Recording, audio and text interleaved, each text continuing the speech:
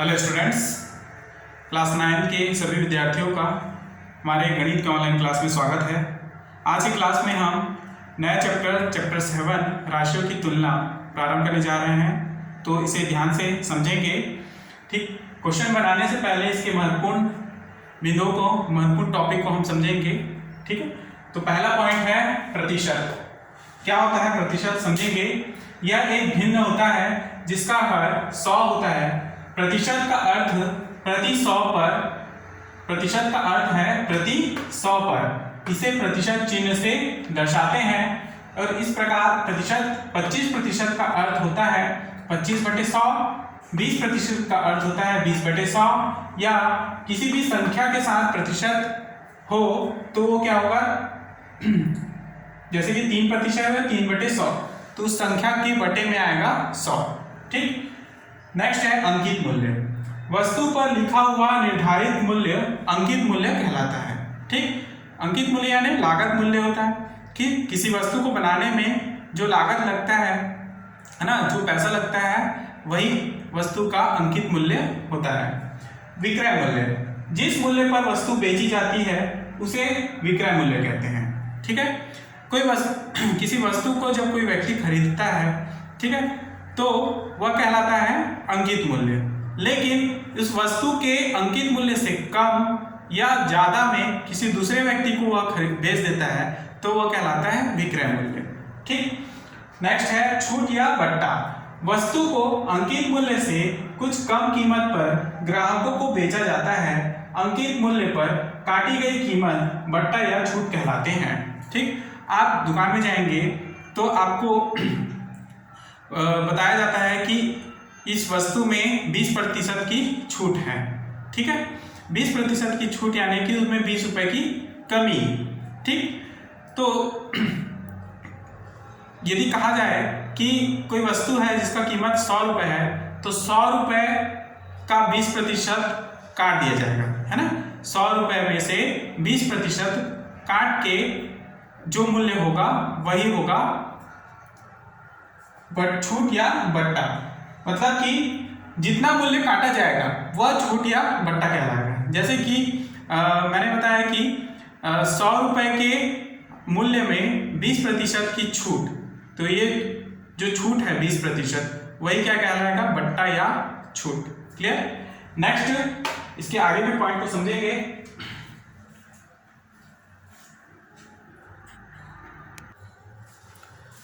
आगे समझेंगे छूट या बट्टा के बारे में। मैंने आपको बता रहा था कि वस्तु को अंकित मूल्य से कुछ कम कीमत पर ग्राहकों को बेचा जाता है। अंकित मूल्य पर काटी गई कीमत बट्टा या छूट कहलाता है। ठीक, आगे बट्टे की दर प्रतिशत में दर्शाई जाती है और सदैव अंकित मूल्य पर ही ज्ञात किया जाता है। बट्टे की दर को किस में दर्शाया जाता है, प्रतिशत में दर्शाया जाता है। जैसे कि 20% की छूट, है ना। मान लीजिए किसी वस्तु की कीमत 200 रुपीज है, तो उसमें 20% की छूट जो होती है वह बट्टा या छूट कहलाता है। क्लियर। और यह हमेशा अंकित मूल्य पर ही ज्ञात करते हैं। तो इसका एक फॉर्मूला है, इसको आप लिखेंगे। बट्टा अथवा छूट बराबर होता है अंकित मूल्य माइनस विक्रय मूल्य। यदि किसी प्रश्न में दिया रहे आपको किसी वस्तु का अंकित मूल्य और उस वस्तु का विक्रय मूल्य दिया हो, तो आप उसका छूट या बट्टा निकाल सकते हैं। उसी प्रकार से किसी वस्तु में छूट यानी प्रतिशत या अंकित मूल्य दिया हो तो आप विक्रय मूल्य निकाल सकते हैं। क्लियर।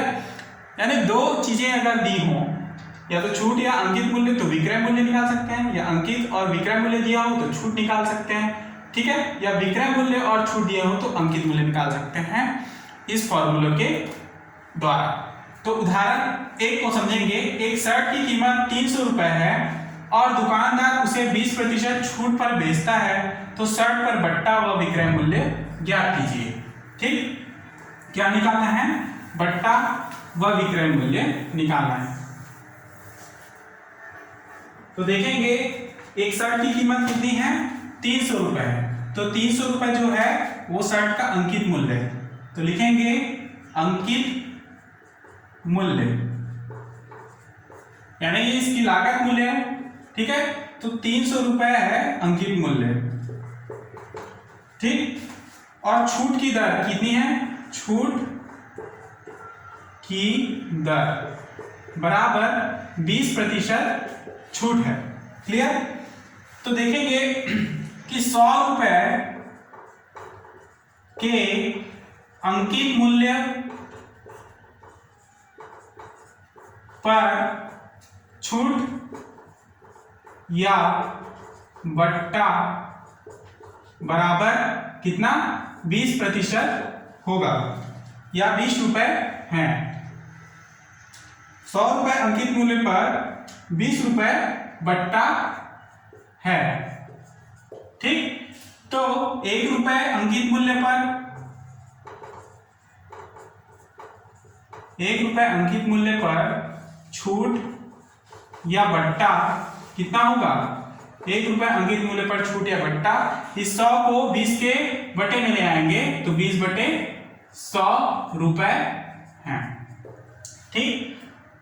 100 रुपए के अंकित मूल्य पर छूट या बट्टा 20 रुपए और 1 रुपए अंकित मूल्य पर छूट या बट्टा 20 बटे 100 रुपए। तो उसी प्रकार से हमारे पास प्रश्न में दिया है कि 300 रुपए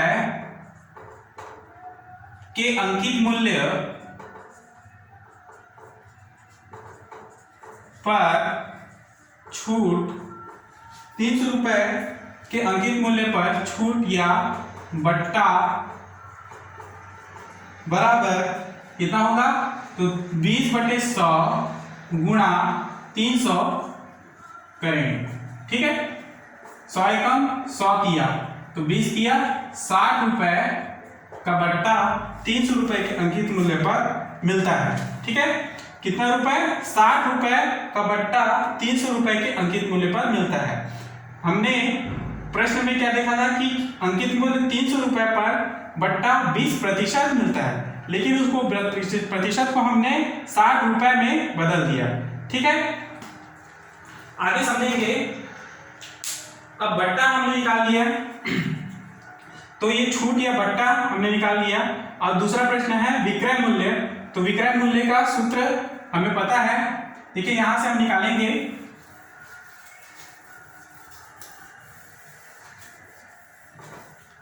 विक्रय मूल्य का मान। तो विक्रय मूल्य को आप इधर पक्षांतर करें तो ये प्लस हो जाएगा और विक्रय मूल्य बराबर होगा अंकित मूल्य माइनस छूट। ठीक। तो विक्रय मूल्य हमको ज्ञात करना है। अंकित मूल्य हमारे पास प्रश्न में दिया है 300 और छूट हमने निकाला है 60 रुपए। तो अभिष्ट उत्तर होंगे 240 रुपए। ये होगा विक्रय मूल्य बराबर 240 रुपया। क्लियर। तो इस प्रकार से क्वेश्चन बनाए जाएंगे। नेक्स्ट सेकंड क्वेश्चन को देखेंगे।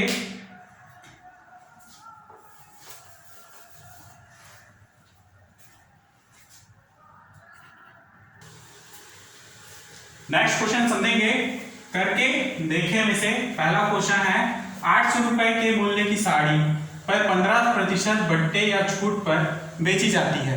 यानी 800 रुपए का जो साड़ी का मूल्य है उसमें से 15% छूट दिया गया है। ठीक। तो विक्रय मूल्य ज्ञात कीजिए। तो 15% है उसे हमको रुपए में निकालना है, उसके बाद हम विक्रय मूल्य ज्ञात करेंगे। तो देखेंगे कि अंकित मूल्य कितना है,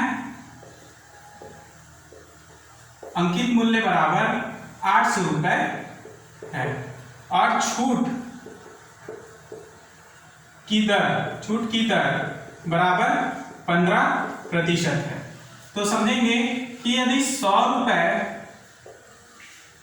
अंकित मूल्य पर छूट होगा बराबर 15 रुपए, तो 1 रुपए अंकित मूल्य पर छूट होगा कितना, 1 रुपए पर 15/100 रुपए। क्लियर। 15/100, 100 को हम इस 15 के नीचे ले आएंगे तो ये 1 रुपए अंकित मूल्य पर छूट होगा। ठीक। जब 1 रुपए अंकित मूल्य पर छूट होगा 15/100 तो 800 रुपए अंकित मूल्य पर छूट बराबर कितना होगा, 15/100 गुणा कर देंगे 800। ठीक, यहां से 100 कम 100 अट्ठे कितने बार में जाएगा, 8 बार में, और 15 अट्ठे 120, 15 अट्ठे 120। ठीक है, तो ये हो गया 800 रुपए पर अंकित मूल्य पर छूट बराबर 120 रुपया।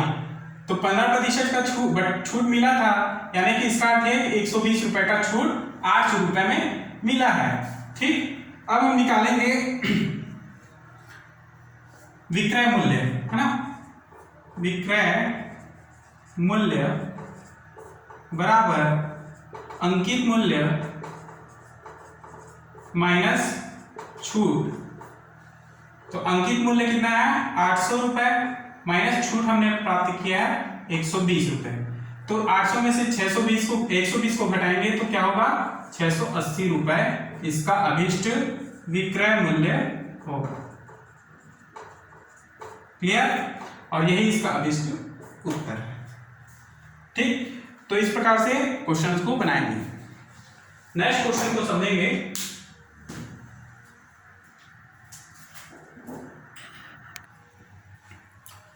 क्वेश्चन नंबर 3 को समझेंगे। करके देखें के अंतर्गत माही एक जोड़े जूते, है ना, एक जोड़े जूते किसी सेल से खरीद कर लाया, जिस पर दिए गए बट्टे की दर यानी कि छूट 20% थी। यदि उसके द्वारा भुगतान की गई राशि 1200 रुपए है तो जूते का अंकित मूल्य ज्ञात कीजिए। ठीक, तो दुकानदार के द्वारा कितने रुपए में बेचा गया, माही को 1200 रुपए में जूते को बेचा गया है। ठीक, परंतु उस जूते का लागत मूल्य कितना था वह हमको निकालना है, लागत या अंकित मूल्य। ठीक है, दुकानदार तो किसी भी कीमत में वस्तु को बेच देता है, उसे हम अंकित मूल्य नहीं कहेंगे, वह होता है विक्रय मूल्य, क्योंकि हम दुकानदार उस मूल्य पर अपने हिसाब से बेच रहा है, परंतु उस मूल्य का लागत ही अंकित मूल्य कहलाता है। ठीक, तो उसे हम ज्ञात करेंगे। तो देखेंगे बट्टे की दर बराबर 20% दिया है, अर्थात 100 रुपए के अंकित मूल्य पर छूट बराबर 20 रुपए होगा। ठीक है, तो 100 रुपए के अंकित मूल्य पर छूट कितना होगा, 20 रुपए। तो विक्रय मूल्य कितना होगा, विक्रय मूल्य बराबर होगा अंकित मूल्य माइनस छूट। ठीक, तो अंकित मूल्य हमने माना है 100 रुपए और छूट कितना है इसमें, 20 रुपए का छूट। तो विक्रय मूल्य कितना प्राप्त हो रहा है, विक्रय मूल्य मिल रहा है 80 रुपया। ठीक, ये हमने माना है ना। जैसे कि बट्टे की दर प्रश्न से दिया है 20%, तो हमने 100 रुपए का अंकित मूल्य लिया है, माना कि 100 रुपए के अंकित मूल्य पर छूट कितना होगा, 20 रुपए। ठीक है, तब विक्रय मूल्य बराबर होता है सूत्र अंकित मूल्य माइनस छूट। तो हम इस अंकित मूल्य 100 जो माने हैं उसको लिखेंगे माइनस जो छूट प्राप्त हुआ है 20, तो 100 माइनस 20 बराबर 80 रुपए। ठीक है, जब विक्रय मूल्य जब अंकित मूल्य में से छूट को निकाल दिया जाए, है ना, छूट को माइनस कर दिया जाए, तो जो बचा हुआ मूल्य होता है वह विक्रय मूल्य होगा, यानी 80 रुपए मूल्य पर प्राप्त होगा वह वस्तु। ठीक, तो तुलना करने पर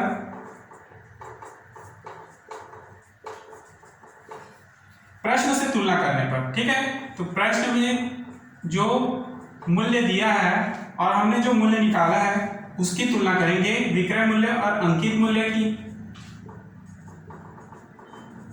क्लियर, तो विक्रय मूल्य हमने निकाला है 80 रुपए। ठीक, और अंकित मूल्य कितना था, 100। उसी प्रकार से इसमें विक्रय मूल्य कितना दिया है, भुगतान की गई राशि 1200 रुपए, तो लिखेंगे 1200, और अंकित मूल्य हमको निकालना है प्रश्न में दिया है कि अंकित मूल्य ज्ञात कीजिए।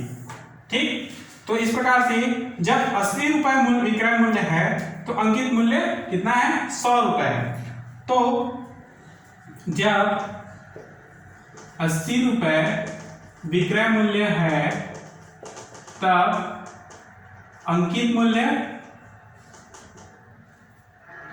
बराबर 100 रुपए।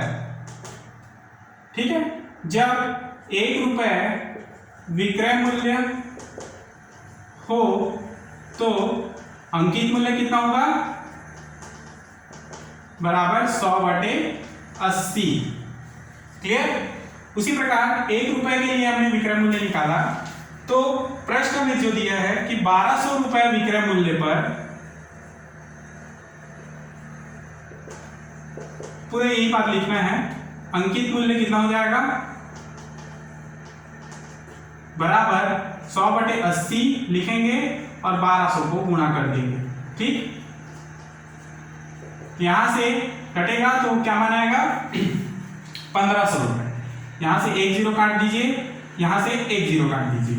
ठीक है, इसको काट दीजिए, 2 चौके 8 और यहां से 2 छक्के 12। क्लियर। फिर इसे काटेंगे तो क्या मिलेगा, देखिए 2 दूनी 4 और 2 पंचे 10, तो 6 पंचे 30, 3000/2 अपॉन 1500 रुपए प्राप्त होंगे। तो 1200 रुपए विक्रय मूल्य, 1200 रुपए विक्रय मूल्य हो तो अंकित मूल्य कितना होगा, 1500 रुपए। क्लियर, और यही इसका अभिष्ट उत्तर है। ठीक, तो नेक्स्ट क्लास में हम इसके आगे के क्वेश्चंस को हल करेंगे। नेक्स्ट टॉपिक होगा बिक्री मूल्य। ठीक है, इसके बारे में हम अगले क्लास में समझेंगे। तो आज की क्लास हम यहीं पर समाप्त करते हैं। धन्यवाद।